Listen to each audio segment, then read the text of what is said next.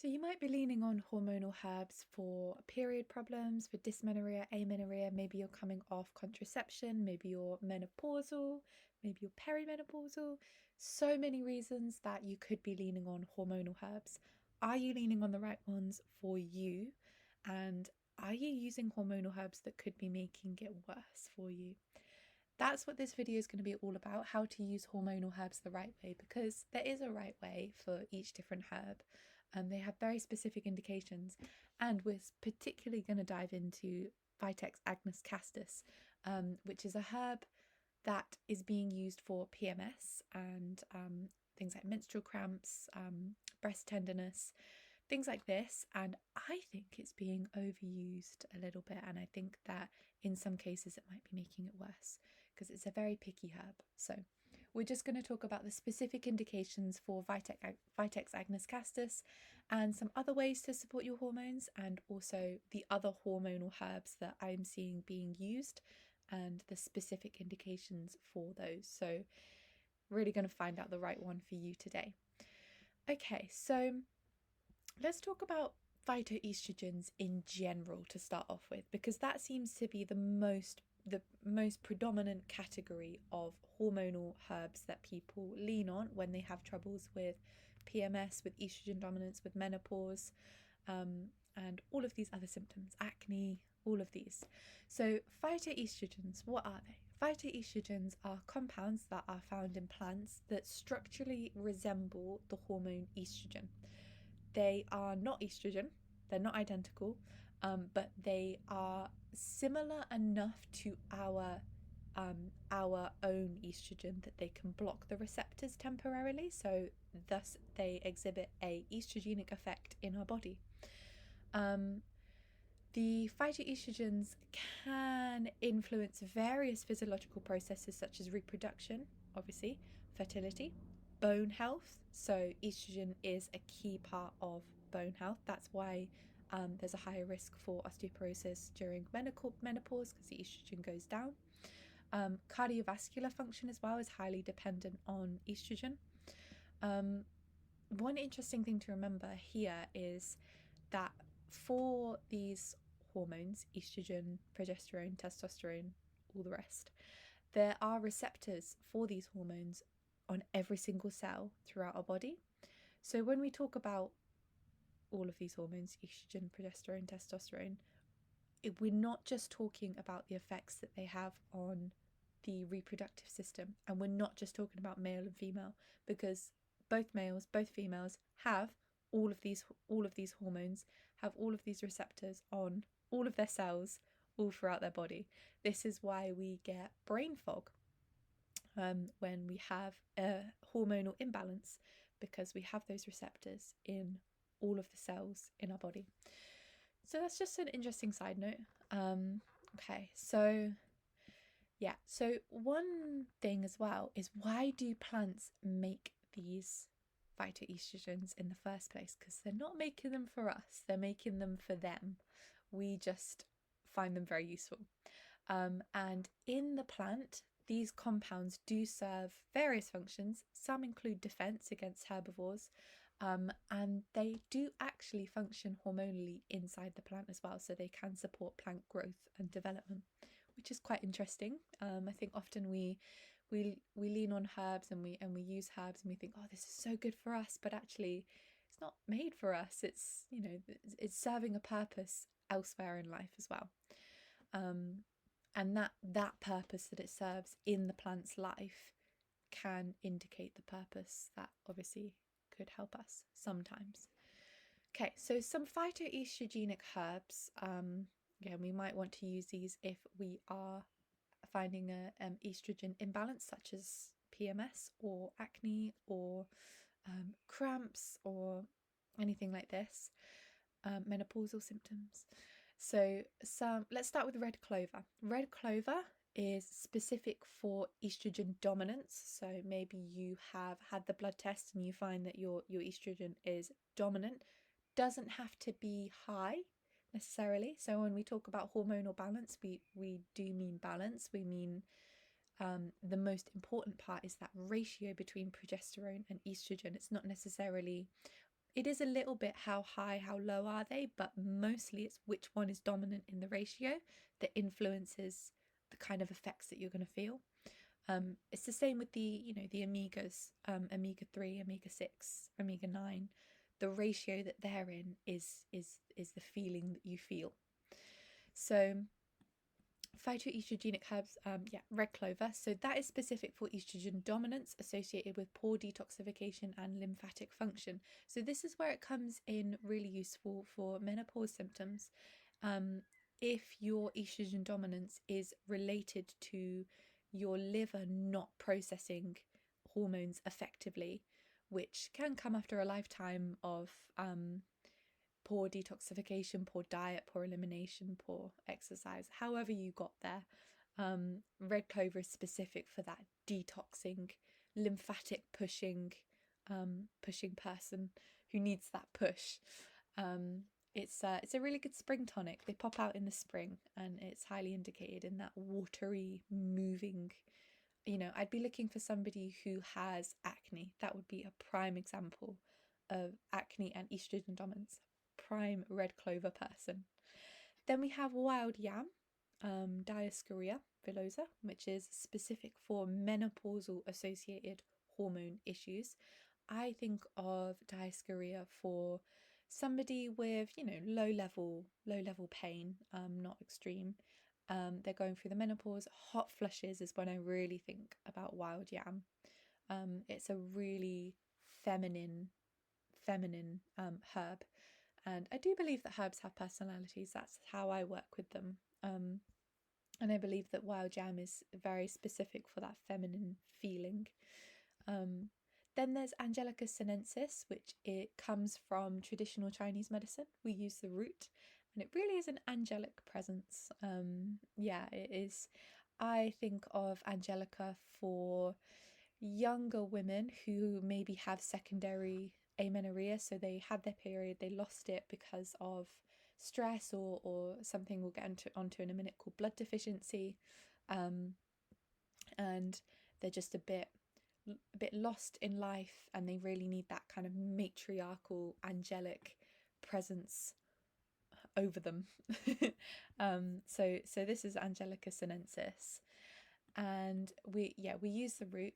It is phytoestrogenic, and it's associated with this blood deficiency. And blood deficiency sounds really scary. It doesn't mean you're deficient in blood. Really, what it means is that you may not necessarily have the right amount of minerals or nutrients or vitamins, such as iron deficiency, anemia. That's blood deficiency. Maybe your blood is not being circulated enough.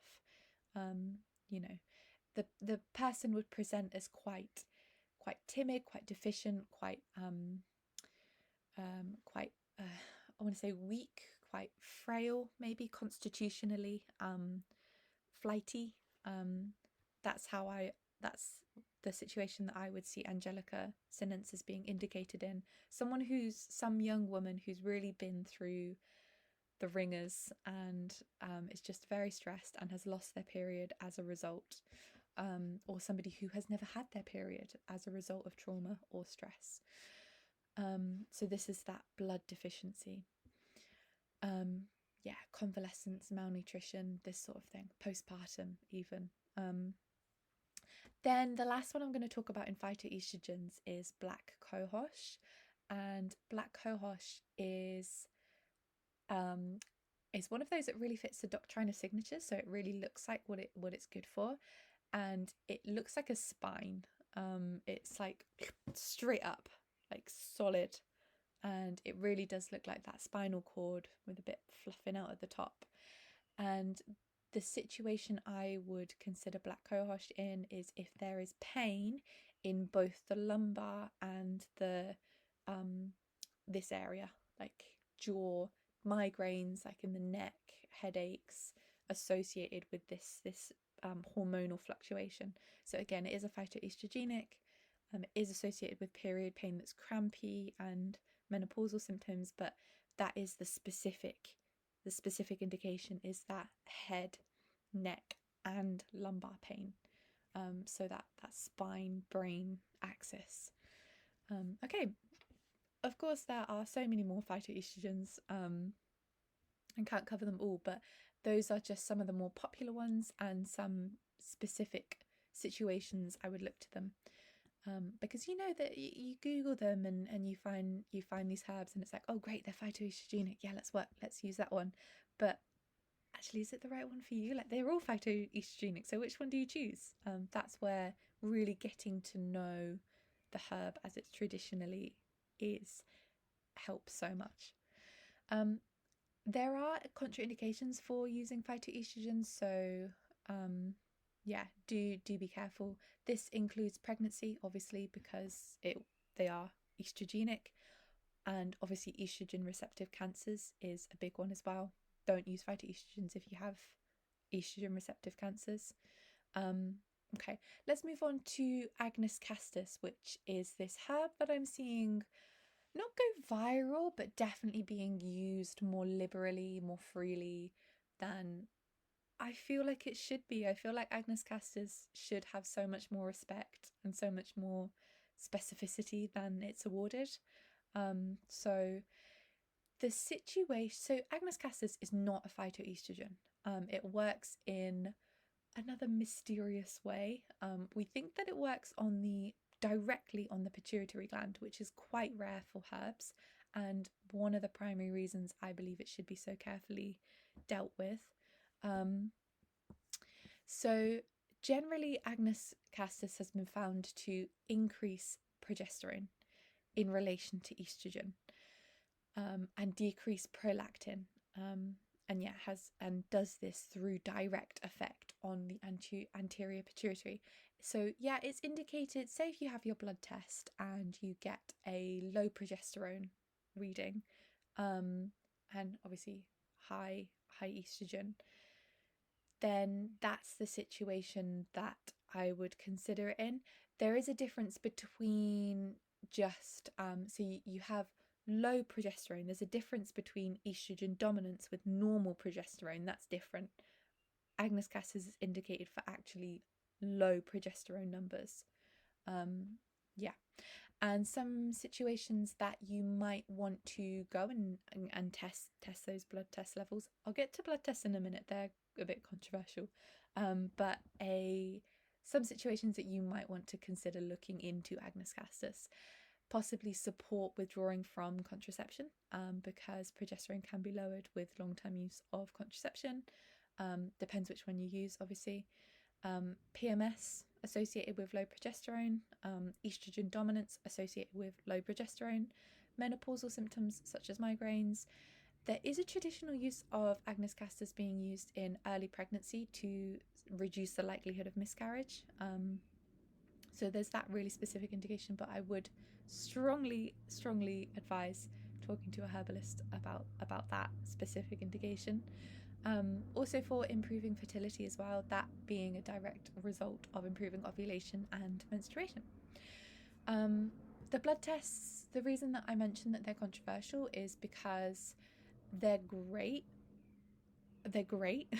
but they're also just a snapshot in time, in the sense that maybe you go in for your blood test and I don't know, maybe you're particularly stressed that day, you've done a workout, you've had some caffeine, then your hormones are going to be so different from than if you went in the evening, you're winding down for the day, you've had a really relaxed day out in the sunshine. It's just a snapshot of that day, of that period of your time in your life, and then they're not necessarily something to totally depend upon. But that being said, they are useful. So there's that warning. Okay, dosage for agnus castus. You can start with 1 milliliter a day, literally nothing, 15 to 20 drops. And that's where you would want to start, because it's one of those where you would probably want to use the lowest viable dose, because it is quite strong. I've had success personally with 1 milliliter a day. After coming off of contraception, my period wasn't coming back, so I used agnus castus at 1 milliliter a day, every day for a month, and then they came back, no problems. They just came back, and they've been regular ever since. So that's my personal experience with agnus castus. I've also used it for secondary amenorrhea. I had a period, lost it due to extreme stress as a teenager, and it was agnus castus that brought it back regularly in the end. So big fan in the right dosage, and that both times it was 1 milliliter a day for a month. You can go as high as 7.5 milliliters a day. That's quite high as herbal dosages go per day. But beyond that, I've read that it tends to have more of a suppressive effect on the hormones. In high enough doses, I have read that it may inhibit anterior pituitary function, so actually inhibit the function that you're wanting to regulate, which obviously results in decreased pituitary, adrenal, uterine function, every hormone that comes from the anterior pituitary. So obviously that's not something that you want to do. And again, another reason why this is such a pernickety herb, because there's really friendly herbs, like red clover even, or red clover, wild yam. You could probably go higher with those. I mean, herbs like nettle, chamomile, you just cannot overdose. There are herbs that just are so gentle and so beginner friendly and so perfect. And yeah, I just think agnus castus is one of those that's not very beginner friendly. So obviously another warning, it should be avoided if you're taking hormones, because obviously it's going to mess with those as well. It supposedly is an amphoteric in the sense that yes, it has all of these scientific studies around how it increases progesterone, but traditionally it's considered to be an amphoteric in the sense that it will read your body and decide what your body needs. This is typically how adaptogens work as well. It's like a hormonal reading herb, but we're getting to the esoteric side of stuff now. There is solid research on this, I promise. Okay, agnus is a member of the vervain family, which is a really relaxing, really calming, bitter, stress-draining family. A lot of the vervain family have that like straight up signature of that spinal cord, the central nervous system, the relaxing, and that bitter taste as well. Okay, I think that's enough on agnus castus. Drop any questions in the comments, and I will do my best to answer them. Let's move on to some sort of other ways that herbs can support hormonal imbalances. So kind of secondary ways. Let's start with antispasmodics. So the ones that stop the cramping, which is what we all want. And also, why do these cramps happen? So according to traditional medicine, so this would be traditional Western medicine, and traditional Chinese medicine, possibly also Ayurveda. I'm not so familiar with Ayurveda and many other traditional medicine systems across the world. But according to these two, cramps normally occur due to coldness. So we know that when things get cold, we know that when our body gets cold, it goes tight and stressed and crampy. it causes astringency. And this does happen. This is a reaction to stress, to tension, to coldness, according to these traditional medicine systems. This is when there's not enough blood circulating to the region. So either the poor circulation, it comes from the tension and the coldness, or the other way around. The coldness causes the poor circulation. Either way, there's not enough blood getting to the area. This is also a little bit where the blood deficiency thing I mentioned earlier comes in, which kind of links into cases such as anemia or nutrient deficiencies. This is considered blood deficiency, which is typically considered cold. It's an energetic thing. You're not actually cold. I am talking in energetics, but traditionally things that could cause this, stress, it can cause a dampening of the response, chronic stress. Eating cold foods, that's a big thing in traditional medicine. Don't eat cold foods, ice cream and ice and cold drinks, and that really chills out your coldens, your whole system, especially when you're bleeding, like on your menstrual period. That can lead to cramps. That's why heat helps according to traditional medicine as well, but also we know that heat vasodilates, improves blood flow to the area. So you can see that crossover of traditional and biomedical, which is my favourite part of all of this. So yeah, so in this cases we could use circulating herbs, ginger, cinnamon, all of those warming circulating herbs. The science behind what the cramps are, like we've just said, they can be caused by constricted blood vessels. These constricted blood vessels can be caused by hormonal imbalances as well. So estrogen has a strong vasodilatory effect on the blood vessels. So imbalances in that one can cause constriction. Same with all of the other hormones. Imbalances. This is where you get migraines as well sometimes with hormonal imbalances because of the way that they affect blood vessels. So warming circulating herbs that are going to push the blood around, vasodilators, that's going to really help. The reason, in biomedical terms, the reason for the constriction, sometimes, they don't know. It's unknown, or put down to poor circulation or hormonal effects. Prostaglandins are also a big role in constricting blood vessels, so that would come about with chronic stress, especially in females. So either way, better circulation through topical heat and internal movement. This is generally how antispasmodics stop the spasm, is they improve the circulation, they improve the tone of the cardiovascular system, or they relax the central nervous system that relaxes the muscles. It's like that's how I always see them, just like a little like nudge, especially the bitter ones, like click, and then your whole body just goes okay. So let's talk about some antispasmodic herbs. That could be black cohosh again. So we've talked about that one, that dual pelvic head pain, ache.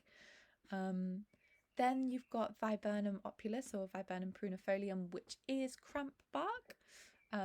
Black haw. Sorry, that's terrible.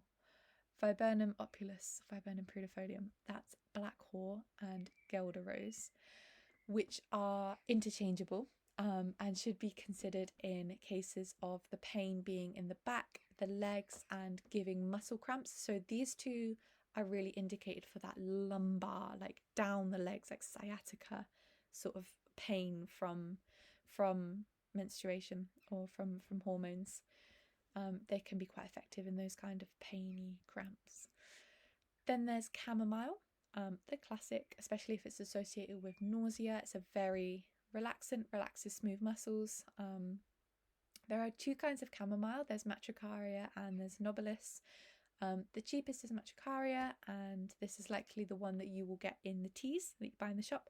So I always recommend, the cheapest way of relaxing cramps. Obviously it doesn't work for everyone, but I find that it does work for lots of people, is buying some chamomile tea bags. Here in the UK I can get them for like £1, box of chamomile tea bags, and soaking at least 6 or 8 of them. Sounds wild, but in hot water, soak them for 20 minutes, let them really soak in the hot water, and you will come out with a strong, bitter, but sweet, really lovely. I love it. It's my favourite thing. Tea that's super nervine, super relaxant. This is typically the Matricaria. They don't always say what kind of chamomile, but this will typically be the Matricaria that you can buy in the shops, which is good because that's the one you want. The Matricaria is the smooth muscle relaxant antispasmodic one. Also, there's research to show that it's hypoglycemic and can improve postprandial glucose levels. So that's also important because blood sugar can also play a role in these hormonal fluctuations as well. Cinnamon here is also indicated if blood sugar is part of that hormonal roller coaster, such as in PCOS, something like this. Obviously, that's not always the case in PCOS, but PCOS, but could be for some people. Cinnamon is the strongest herb we have really for blood sugar regulation. Finally, let's talk about lemon balm. Is very relaxant, again, very antispasmodic, associated with spasms that cause nausea. So it's really indicated in that stomach feeling, similar to chamomile in that sense. Then let's talk about hepatoprotectives, so herbs that protect your liver. So hepatoprotective refers to the ability of a plant to be able to protect the liver in some capacity, whether that is by regenerating the liver cells or supporting liver function, like liver detoxification. Let's backtrack. What's this got to do with hormones? Why are we talking about the liver and hormones? The liver is primarily responsible for denaturing used hormones. So you use the hormones, they come back for your liver to be denatured and then flushed out of the body. Just a little segue here. Sometimes if you're constipated, pooping regularly, these hormones get recycled if the poop stays there, which can lead to or exacerbate hormonal imbalance. So it's important that all of the detoxification stages, stage 1, stage 2, stage 3, which is pooping, is working properly. And the thing that's going to support constipation the most, getting that through us so it's not being recycled, that's going to be fiber. So this is why it's one of the many reasons why it's important to eat vegetables.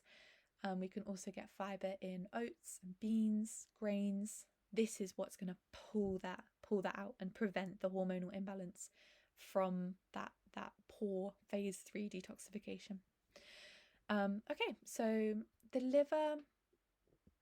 Let's come back to the liver. So classic hepatoprotective herbs, so herbs that protect the liver function, include milk thistle. In fact, that is the hepatoprotective herb. It's the most traditional, most indicated.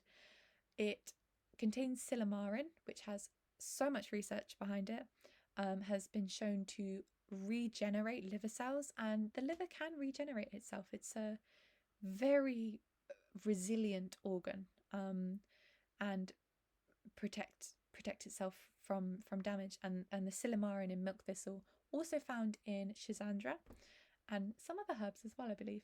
But this silymarin directly protects and supports these hepatocytes to regenerate. Interestingly, a little segue again, milk thistle has been shown to protect from poisons. It's one of the only things that can protect from certain overdoses. I have heard, and I probably shouldn't say this because I don't know for certain, so please double check me on this, but I have heard that milk thistle is occasionally used in cases of paracetamol or ibuprofen overdose. It is incredibly protective, and I know that it can protect against death cap mushroom ingestion, which is obviously deadly. I'm not saying, please don't take me the wrong way on that, I'm not saying take some milk thistle and that will save your life. Obviously that's not the advice I'm giving. I'm just trying to prove the point. Milk thistle is very, very liver protective. Okay, moving on. I mentioned schisandra. That's also more indicated for female hormone balance. It's an adaptogen, which adaptogens have an effect on the whole endocrine system. Truthfully, scientists don't really know how. There's not really conclusive evidence to prove how adaptogens work. They just support normalization of the HPA axis, which supports endocrine function. They're just amazing. And they each have their own specific indication. Again, we don't know how. Schisandra is specifically indicated for female hormones, female hormone balance, and it has that silymarin content as well. So herbs that help the liver to detox but don't necessarily like rebuild it, restore it, that kind of thing. They just help it to cleanse, produce bile and like that. Burdock root, dandelion root, barberry, very bitter, and yeah, all the bitters. The bitter taste on your tongue is what triggers the liver to produce more bile. It helps it to function better. So typically, traditionally, that's why big main meals are served with a little bitter salad, sometimes to start with, or finished with coffee, because that bitter taste, you have the taste receptors for bitter all the way through your digestive system, not just your tongue, and they stimulate the bile production, which is so cool. So, okay, then let's move on to adaptogens for hormones, which we did talk a little bit about earlier with the Schisandra. In case you've not heard of adaptogens before, where have you been? Living under a rock? They're everywhere. They're literally hype at the moment, which is great for many reasons. But again, they're also highly specific, and it's worth getting to know which ones for you. Anyway, adaptogens are a class of herbs and mushrooms that are believed to help the body to adapt to stress and maintain homeostasis. The reason that they do that, going right back to the start, when we talked about the phytoestrogen compounds in herbs, why the plant produces that for itself, well, adaptogens are adaptogens because of the environment that they've grown in. They have had to adapt, or they have adapted, to some of the most stressful environments on the planet. For example, rhodiola grows in the middle of a desert. Maca root grows in the Himalayan mountains.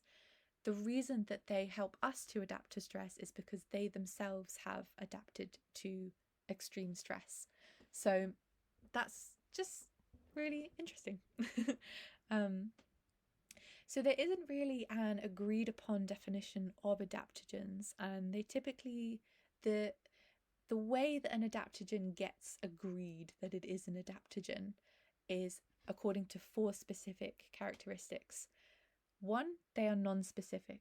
They don't, even though traditionally we have specific indication for them, biochemically they have non-specific actions. They just help.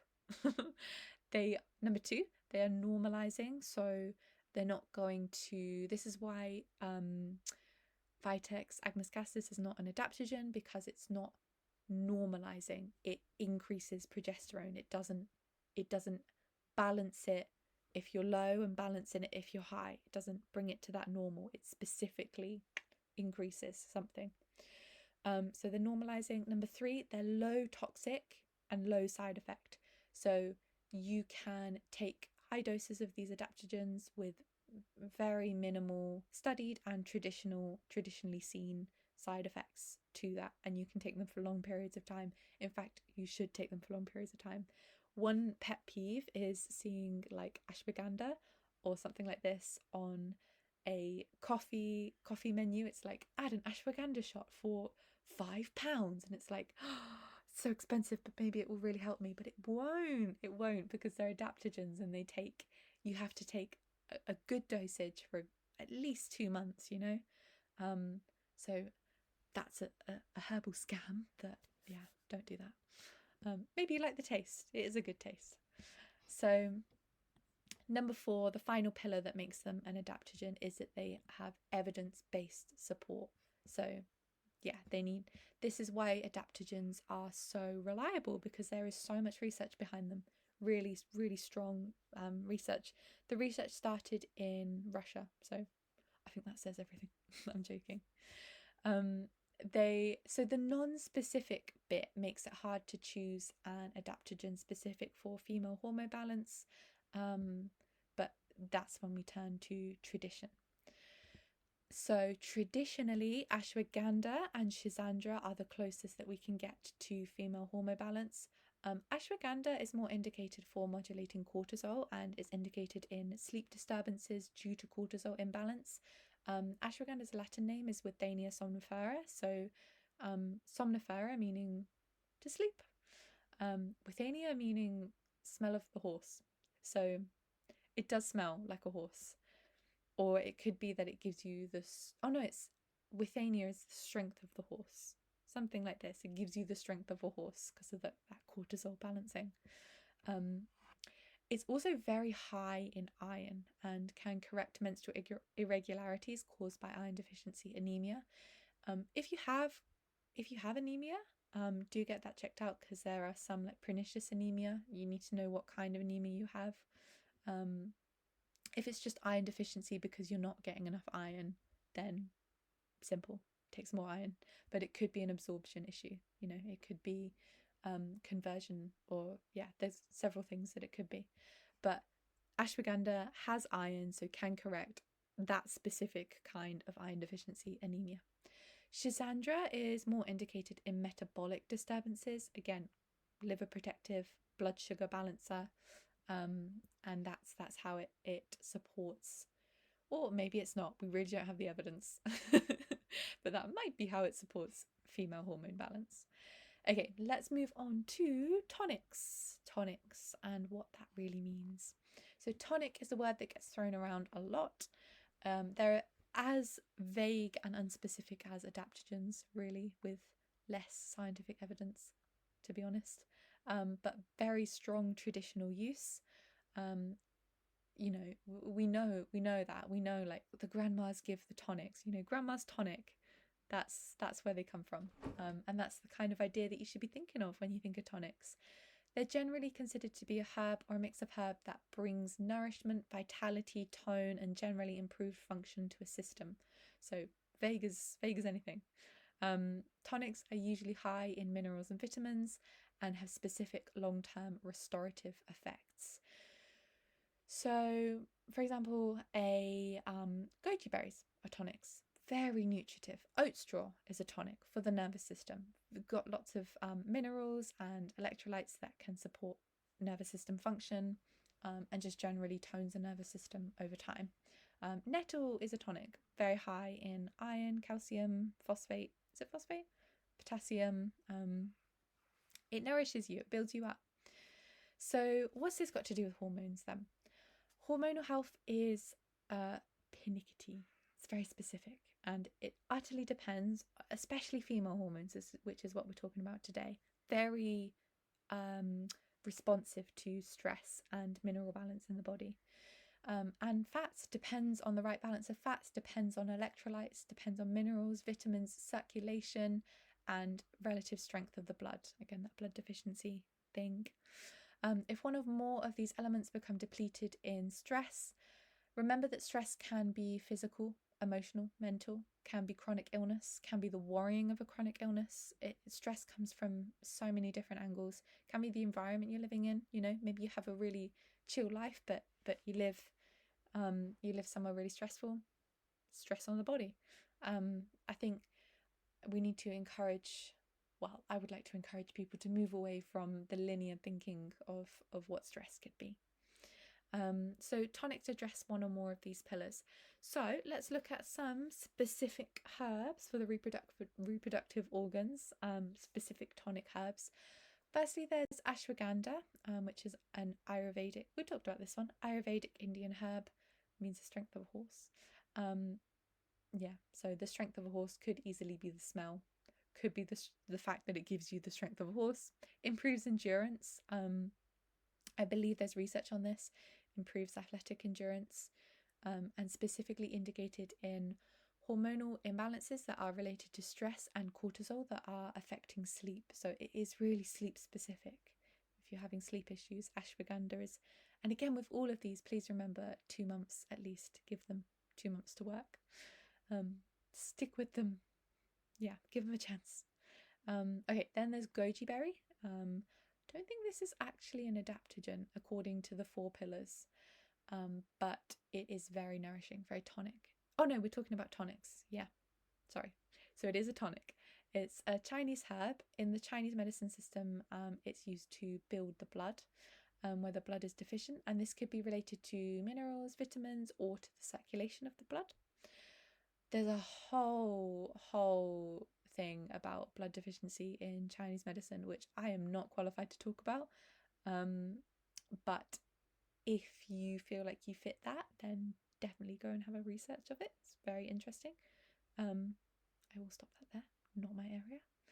Then we have angelica root, which is also traditionally Chinese. We talked about this one a little bit before. It's a blood tonic, specifically indicated for the quality of blood that has been reduced by something like postpartum, chronic illness, stress, malnutrition, maybe an abortion, eating disorders, things like this. Something that's really knocked it out of you nutritionally. And yeah, so that's angelica root. Nettle is a tonic for the blood probably through its high mineral content, very high in minerals and vitamins, and indicated in conditions where minerals and vitamins are likely low, again, such as convalescence, stress, chronic illness. Remember that vitamins and minerals do get used up in stress a lot. Like, I think we forget that micro level of the body, where when we're stressed, when we're feeling stressed, when we're going through stress, we do use vitamins at a higher rate, because that's what the body needs to use for energy. So yeah, highly indicated there. Then finally, rosehips.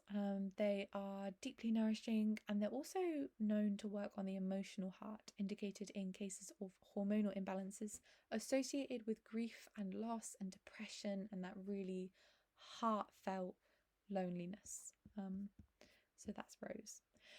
Let's talk about relaxant nervines as a secondary support to hormonal imbalances. So a nervine is something that acts on the nerves. Vague. We love to keep it vague in herbalism. Relaxant nervines relax the nervous system, believe it or not. So when our hormones are out of balance, it can lead to tension, or the other way around. Hormones are powerful vasoconstrictors and dilators. They do have an effect on the vascular system that can in turn have effect on how we feel in our body. It's this whole vicious cycle. Part of this tension can manifest as anxiety, stress, cramping, muscle tension. Nervines are generally herbs, that act on the nerves. So they don't directly influence hormone levels. This is secondary. They relax the body, which can have a secondary effect on the way that your body reacts with hormones. Because remember, hormones are just they're reactive messengers. So yeah, you can have a part to play in relaxing the body and relaxing your body's response and producing the hormones. A small part to play. Okay, so chamomile, like we said earlier, matricaria, is a nervine associated specifically with that belly aching. It's a very stomachic. The one supports the stomach. Bloating from nervousness, cramps. Then we have valerian, which is bordering sedative. Obviously, there's no herb that is truly sedative, like will make you sleep, but valerian can have quite soporific effects on people. You wouldn't want to take it during the day. I would say you wouldn't want to take it during the day. Depends how sensitive you are. It's indicated as a smooth muscle relaxant for anxiety patterns, racing heart, trouble sleeping. It really drains things from up here. I have taken valerian so many times, and every time it feels like this hot, heavy blanket just like pressing you down. It's such a good feeling when you're all flighty and like I get very airy and scatty. It's really indicated for that. That being said, like 2 out of 10 people get the opposite effect and they get very wired with valerian. There is this energetic idea from traditional medicine that could be because valerian is very hot energetically, very warming, very hot, and if you're already a hot person, that's just going to make you hotter, make you more energized. I'm definitely a cold, I veer on the cold side, so valerian, it warms me up, makes me comfy, cozy. But yeah, try it, but maybe not before bed, but not during the day either. Just try it whenever you can. Bitters can also be very effective nervines. In fact, so many like acute anxiety mixes that I've made have been bitters, like just a drop of bitter on the tongue. it relaxes the nervous system. You really feel it. Okay, so let's quickly go over two more circulants and analgesics. These are going to be quite brief ones. So, as we said a few times, uncomfortable hormonal symptoms such as cramps, irritability, hot flushes, pain can come down to poor circulation and poor blood supply to that area that leaves it dry and constricted and nutrient dense. Definitely not nutrient dense, nutrient deficient, and liable to just become more tense, more less nourished. That's why heat works for period pain. I think we said this right at the start. So it brings these circulants like cinnamon, ginger, cayenne, rose are going to just push the blood to the area and feed it, nourish it a bit more. So finally, analgesics, that category of herbs where, we just cannot be bothered anymore, cannot take the pain anymore. Sometimes we just need a break, stop digging for the root cause, no trying, no testing, just straight up relief. So that is what these analgesics will do. Obviously, highly recommend figuring out why the pain is there in the first place. But I don't know, maybe perhaps you don't want to take OTC, over the counter pain relief, and you want a more natural thing. Maybe the over the counter pain relief doesn't work for you. You can try these instead to numb you out whilst you're still digging for that root cause. So California poppy, that would be the first one, indicated in pain associated with tension. California poppy is related to that poppy family. Obviously, we know what poppy is used for, that very strong substance that puts people to sleep. That's totally illegal and is not found in California poppy, but it does have similar effects. So, and it's not addictive.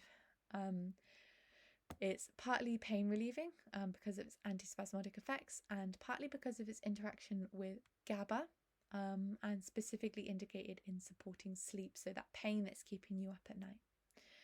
Wild lettuce is also similar in its indications, so yeah, similar to California poppy for relieving tight, sharp, windy pain, definitely for promoting sleep.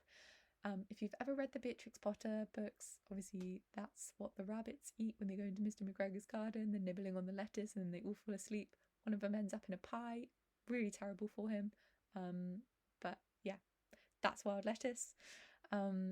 Very, very soporific, but it's not indicated in people who are sensitive to energy, I want to say. Yeah, trying to keep it as grounded as possible, but people who are prone to like feeling weird in their head, prone to vivid dreams, prone to questioning reality a little bit, prone to feeling not quite here.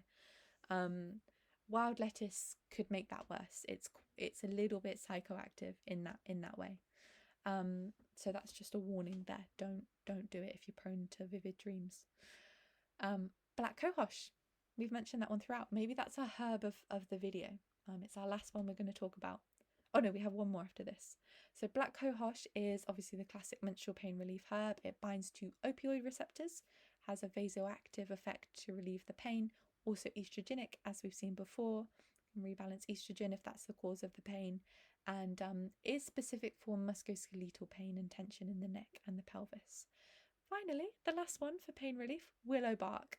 And willow bark is obviously indicated where aspirin is indicated, since aspirin is derived from willow bark. Actually, it's derived from meadowsweet originally.